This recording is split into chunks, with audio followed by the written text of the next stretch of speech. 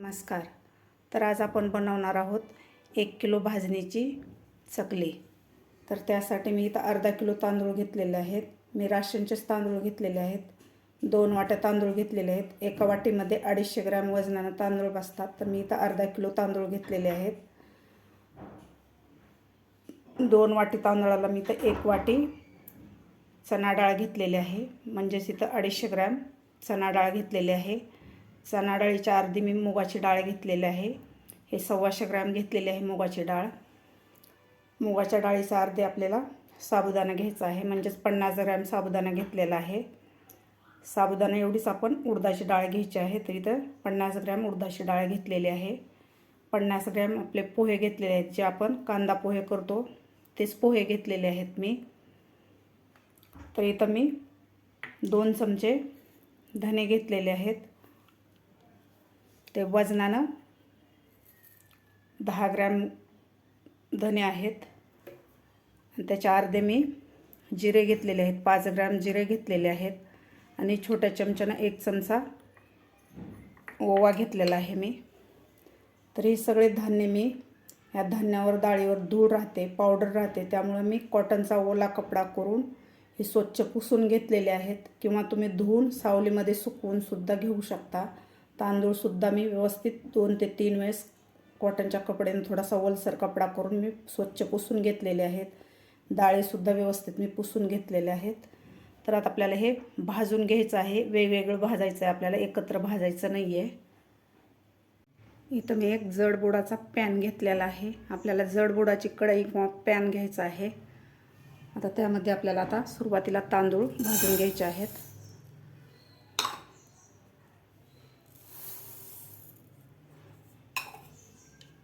आता आपल्याला ही व्यवस्थित तांदूळ भाजून घ्यायचे आहेत. गॅस आपल्याला मिडियमच ठेवायचा आहे. असे खरपूस आपल्याला मिडियम गॅसवर तांदूळ भाजून घ्यायचे आहेत. फुल गॅस जर केला तर आपले तांदूळ लाल होतात, तर व्यवस्थित भाजत नाहीत. आपल्याला मिडियम गॅसवरच आपल्याला हे 6 ते 7 मिनिट हे तांदूळ व्यवस्थित भाजून घ्यायचे आहेत.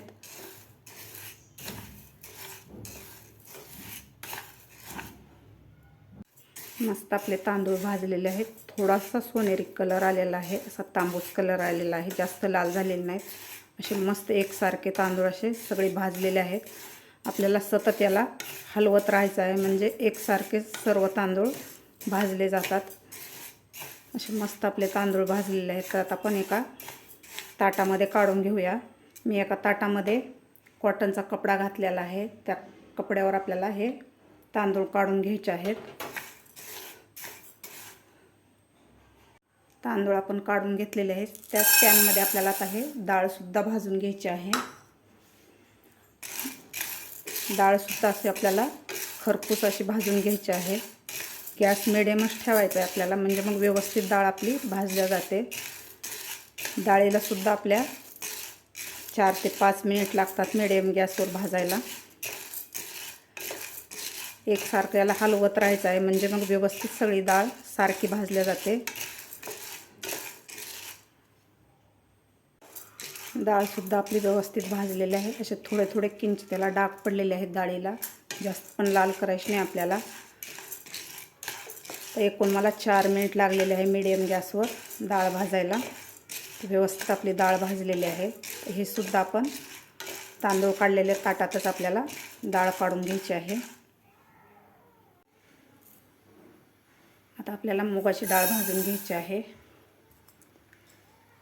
मुगाची डाळसुद्धा आपल्याला व्यवस्थित भाजायची आहे, जास्त लाल नाही करायची आपल्याला. थोडासा सोनेरी कलर येईपर्यंत आपल्याला ही डाळ भाजून घ्यायची आहे. चणा डाळीपेक्षा मूग डाळ लवकर भाजली जाते, त्यामुळे आपल्याला गॅस बारीकच ठेवायचा आहे. आणि बारीक गॅसवर आपल्याला 2 ते 3 मिनिट लागतात आपल्याला हे मूग डाळ भाजायला. व्यवस्थित आपण हे डाळ एकसारखी हलवत आपण भाजून घेऊया. मूग डाळसुद्धा आपली व्यवस्थित भाजलेली आहे. थोडासा असा सोनेरी कलर आलेला आहे डाळीला. आता हे सुद्धा आपण त्याच ताटामध्ये काढून घेऊया. मूग डाळ आपण काढून घेतलेली आहे. तर त्याच पॅनमध्ये आपण आता हे उडदाची डाळसुद्धा आपण भाजून घेणार आहोत. उडदाची डाळसुद्धा आपल्याला व्यवस्थित भाजून घ्यायची आहे, थोडासा सोनेरी कलर येईपर्यंत. उडदाची डाळसुद्धा लवकर भाजल्या जाते. मूग डाळ आपली 3 मिनिटात भाजलेले आहे. तर उडीद डाळीला सुद्धा तेवढाच वेळ लागतो. व्यवस्थित आपल्याला ही डाळ भाजून घ्यायची आहे. उडदाची डाळसुद्धा आपली व्यवस्थित भाजलेली आहे. मूग डाळीला जेवढा टाईम लागला भाजायला तेवढाच आपल्या उडीद डाळीला सुद्धा लागलेला आहे. 3 मिनिटातच आपली उडीद डाळसुद्धा व्यवस्थित भाजलेली आहे. तर ते सुद्धा आपण आता त्याच ताटामध्ये काढून घेऊया. आपल्याला साबुदाणा भाजून घ्यायचा आहे. साबुदाणासुद्धा व्यवस्थित आपल्याला खरपूस असा भाजून घ्यायचा आहे.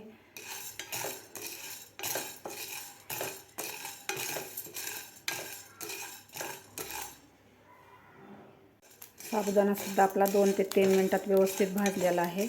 असा साबुदाणा फुललेला आहे आपला, व्यवस्थित असा भाजल्यामुळे असा फुगलेला आहे. साबुदाणा व्यवस्थित भाजलेला आहे. तर हे सुद्धा आपण त्याच ताटामध्ये काढून घेऊया. साबुदाणा आपण काढून घेतलेला आहे. तर आता आपल्याला घ्यायचे पोहे भाजून. पोहेसुद्धा असे आपल्याला असे कुरकुरीत होईपर्यंत आपल्याला हे पोहे व्यवस्थित भाजून घ्यायचे आहेत.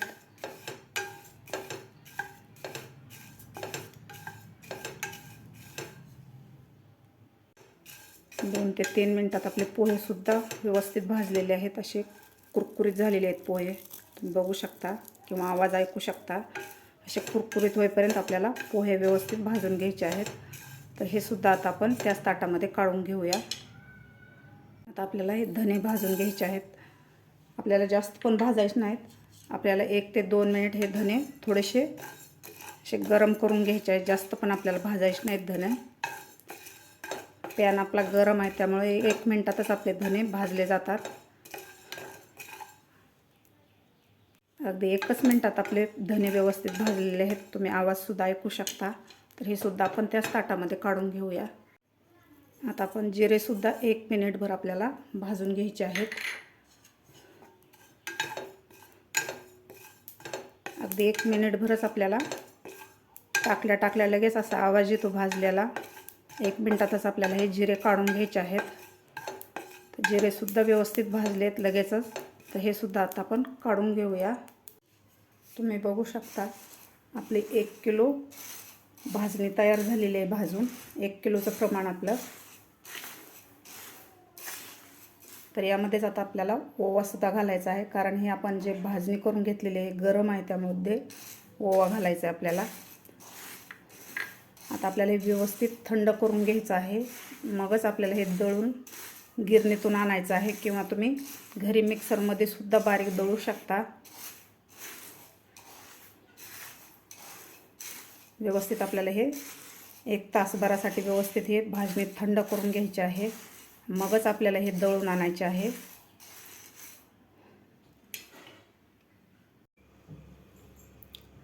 मी हे भाजणी गिरणीवर दळून आणलेली आहे. थोडीशी अशी रवाळ आहे. आपलं ज्वारीचं पीठ कसं असतं त्या प्रकारे, अगदी जास्त पण जाड नाही आपल्याला. तर अशा प्रकारे मी दळून आणलेलं आहे गिरणीहून. तुम्ही मिक्सरमध्ये सुद्धा काढून घेऊ शकता थोडं थोडं करून, पण मी गिरणीहून काढून आणलेलं आहे. तर अशी व्यवस्थित आपली भाजणी तयार झालेली आहे. भाजणीचं पीठ आपलं तयार झालेलं आहे. तर आता आपल्याला याची चकली बनवायला घ्यायची आहे. आता सुरुवातीला आपल्याला हे पीठ चाळून घ्यायचं आहे. इथं भाजणीचं पीठ जे आपण दळून आणलेलं होतं, तर मी फक्त 2 वाट्याच भाजणीचं पीठ घेतलेलं आहे. सगळ्या भाजणीची चकली बनवणार नाही. तर मी असं थोडंसं दाबून घेतलेलं आहे, जास्त दाबून नाही घेतलेलं आहे. तर मी 2 वाट्या आपल्या भाजणीचं पीठ घेतलेलं आहे. मी 2 वाट्या भाजणीच्या पिठाची चकली बनवणार आहे. मी इथे एक कढई ठेवलेली आहे. आता आपल्याला ह्या पिठाची उकड काढून घ्यायची आहे. तर मी 2 वाट्या पीठ घेतलेलं आहे. तर आपल्याला 2 वाट्या पाणी घ्यायचं आहे. 2 वाट्या पाणी घालायचं आहे. नंतर आपल्याला अर्धी वाटी शिल्लक काढायचं आहे पाणी, कारण उकळल्यानंतर आपल्याला अर्धी वाटी पाणी काढून घ्यायचं आहे. तर या पाण्याला आपल्याला उकळी काढून घ्यायची आहे. उकळल्यानंतर आपल्याला अर्धी वाटी पाणी काढून घ्यायचं आहे. यावर झाकण ठेवून याला एक उकळी काढून घ्यायची आहे. पाणी आपलं उकळलेलं आहे. तर यामधलं आता आपल्याला अर्धी वाटी पाणी काढून घ्यायचं आहे, कारण आपलं 2 वाट्या पीठ आहे. तर आपल्याला 2 वाटीच पाणी या कढईमध्ये ठेवायचं आहे. आता यामध्ये घालायचे आपल्याला लाल मिरची पावडर, काश्मीरी लाल तिखट घेतलेलं आहे. ते चवीपुरतं मीठ घालायचं आहे आपल्याला. थोडासा हिंग घालायचा आहे आपल्याला यामध्ये. अर्धा चमचा हळद. आणि इथं मी 2 चमचे तेल घेतलेलं आहे. ते तेल घालायचं आपल्याला 2 चमचे. पोहेच्या चमच्यानं मी 2 चमचे तेल घेतलेलं आहे. आपल्याला जास्त तेल घालायचं नाही, 2च चमचे तेल घालायचं आहे. आणि इथं 2 चमचे मी पांढरे तीळ घेतलेले आहेत, ते घालायचे आहेत आपल्याला. तर परत एकदा आपल्याला याला उकळी काढून घ्यायची आहे पाण्याला.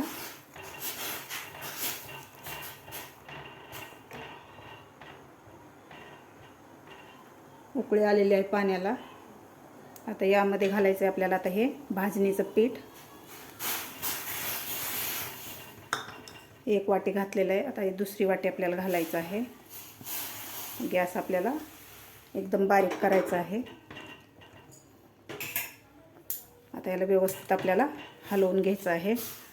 आपण जे काढून घेतलेलं पाणी आहे ते नंतर आपलं जास्त पीठ कोरडं झालं, जास्त घट्टसर झालं तर आपल्याला ते पाणी वापरायचं आहे. त्यामुळे मी पाणी काढून ठेवलेलं आहे. तर व्यवस्थित आपल्याला हे मिक्स करून घ्यायचं आहे. अशा प्रकारे केलेले चकल्या खूप छान लागतात, तेलकट होत नाहीत आणि अशा खुसखुशीत चकल्या होतात. व्यवस्थित हलवून घेतलेलं आहे. तर आता आपल्याला गॅस बंद करून घ्यायचा आहे. आता यावर आपल्याला 5 ते 7 मिनिट झाकण ठेवून द्यायचं आहे. असंच 10 मिनिट झालेले आहेत. तर व्यवस्थित आपल्याला वाफ निघालेली आहे चांगली व्यवस्थित. तर आता आपल्याला एका ताटामध्ये हे पीठ काढून घ्यायचं आहे.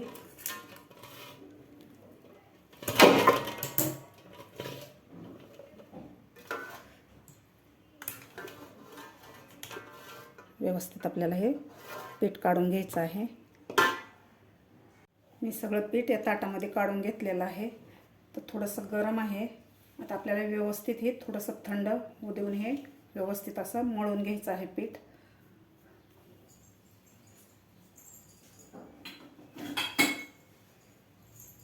आपल्याला एका ग्लासानं हे अशा प्रकारे गरम आहे तोपर्यंत ह्या ग्लासानं आपल्याला थोडंसं असं प्लेन करून घ्यायचं आहे पीठ. दळून आणताना यामध्ये आपण ओवा, जिरे आणि धने टाकलेले आहेत, त्यामुळे मी आता टाकलेलं नाही आहे. एका ग्लासानं आपल्याला अशा प्रकारे थोडंसं असं मळून घ्यायचं आहे.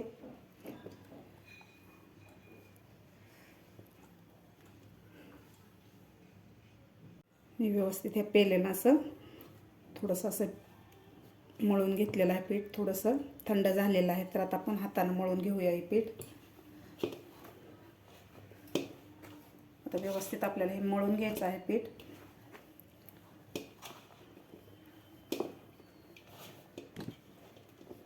आपल्याला थोडंसं पाणी लागणार आहे कारण हे खूप घट्ट झालेलं आहे. तर आपण जे उकळून घेतलेलं पाणी काढून घेतलेलं होतं तेच पाणी वापरायचं आहे आपल्याला, थंड पाणी वापरायचं नाही. थोडंसं आपल्याला 1-2 चमचे पाणी हेच वापरायचं आहे. आपल्याला जास्त पीठ सैल पण करायचं नाही, थोडंसं घट्टसरच ठेवायचं आहे आपल्याला. व्यवस्थित हे मळून घ्यायचं आहे आपल्याला पीठ. अशा प्रकारे मी पीठ मळून घेतलेलं आहे. जास्त सैल पण नाही आणि जास्त घट्ट पण नाही आहे. तर आता आपल्याला लगेच चकली करायला घ्यायची आहे. चकली बनवण्यासाठी मी इथे एक सोरा घेतलेला आहे. त्याला अशी प्लेट लावलेली आहे, चकलीची प्लेट लावलेली आहे. आता याला आपल्याला आता तेल लावून घ्यायचं आहे सोऱ्याला. आतमध्ये पूर्ण याला तेल लावून घ्यायचं आहे. आता यामधला एक छोटासा गोळा घेऊन आपल्याला या सोऱ्यामध्ये घालायचा आहे. असं मस्त आपलं पीठ झालेलं आहे. 2 वाटी पिठाला 2 वाटी आणि 2 चमचे आपल्याला पाणी लागलेलं आहे. असं व्यवस्थित दाबून आपल्याला पीठ घालायचं आहे. दाबून पीठ घातल्यामुळे आपली चकली तुटणार नाही. त्यामुळे आपल्याला व्यवस्थित असे दाबून पीठ घालायचं आहे. यामध्ये हवा नाही राहिली पाहिजे. हवा जर राहिली तर चकली तुटल्या जाते. अशा प्रकारे मी असं दाबून पीठ भरलेलं आहे. आता यावरचं आपल्याला हे सोऱ्यावरचं हे झाकण ठेवायचं आहे आपल्याला.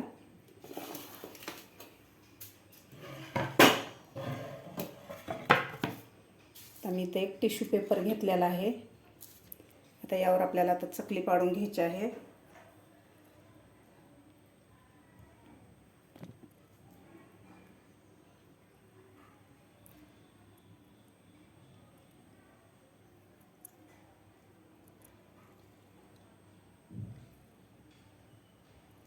तुम्ही छोटे मोठे तुमच्या आवडीप्रमाणे तुम्ही याचा घेर घेऊ शकता.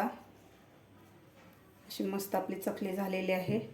अशी काटेरी चकली झालेली आहे. आता हे जे आपलं शेवटचं टोक आहे ते याला दाबून घ्यायचं आहे, म्हणजे तेलात तळताना हे टोक सुटलं नाही पाहिजे. अशी मस्त झालेली आहे. आता दुसरी सुद्धा आपण बनवून घेऊया.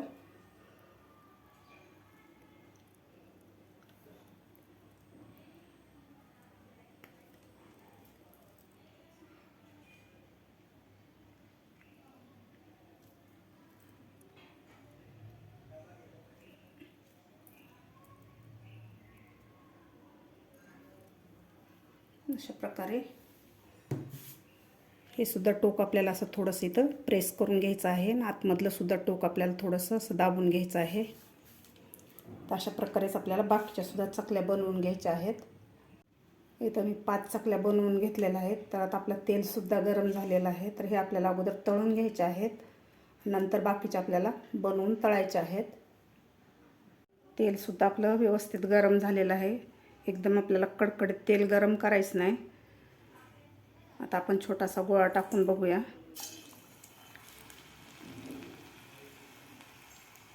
लगेचच वर आलेला आहे गोळा. आता गॅस आपल्याला एकदम बारीक करायचा आहे, कारण तेल आपलं व्यवस्थित तापलेलं आहे. गॅस आपल्याला अजिबात वाढवायचा नाही आहे. तर आता आपण एक एक चकली त्यामध्ये टाकून घेऊया.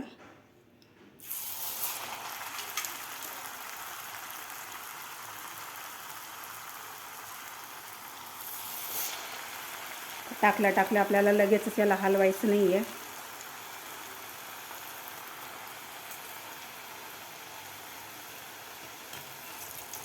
आता आपण हे पलटी करून घेऊया.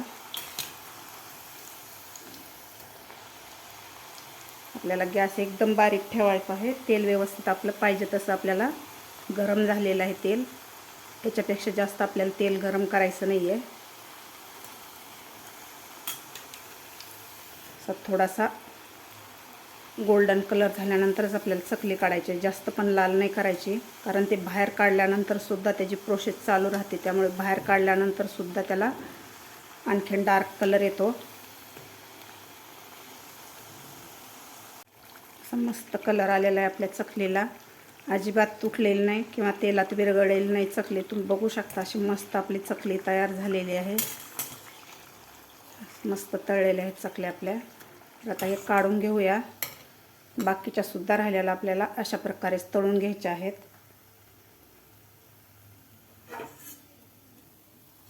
तुम्ही बघू शकता असं मस्त आपल्या चकल्या झालेल्या आहेत. तर बाकी सुद्धा आपल्याला बनवून घेतलेल्या तळून बाकीच्या सुद्धा राहिलेल्या आपल्याला अशा प्रकारे चकल्या करून घ्यायच्या आहेत. अशी मस्त आपली भाजणीची चकली तयार झालेली आहे. 1 किलोचं प्रमाण घेऊन आपण आज भाजणीची चकली बनवलेली आहे. अशी मस्त आपली चकली झालेली आहे. असे काटेसुद्धा मस्त आलेले आहेत, काटेरी झालेले आहे, तेलकट झालेली नाही. अशी मस्त खुसखुशीत आपली चकली तयार झालेली आहे. तर तुम्ही हे 1 महिनासुद्धा डब्यामध्ये भरून तुम्ही खाऊ शकता. खराब होत नाही किंवा अशी वातड किंवा नरमसुद्धा पडत नाही. तुम्हीसुद्धा ह्या दिपोळीला नक्की करून बघा. माझी आजची ही रेसिपी तुम्हाला आवडली असेल तर नक्की लाईक करा. तुमच्या मित्रमैत्रिणी परिवाराला शेअर करा. माझ्या चॅनलवर अजून नवीन असाल तर माझ्या चॅनलला नक्की सबस्क्राईब करा. भेटूया अशाच एका नवीन रेसिपीसोबत. तोपर्यंत धन्यवाद.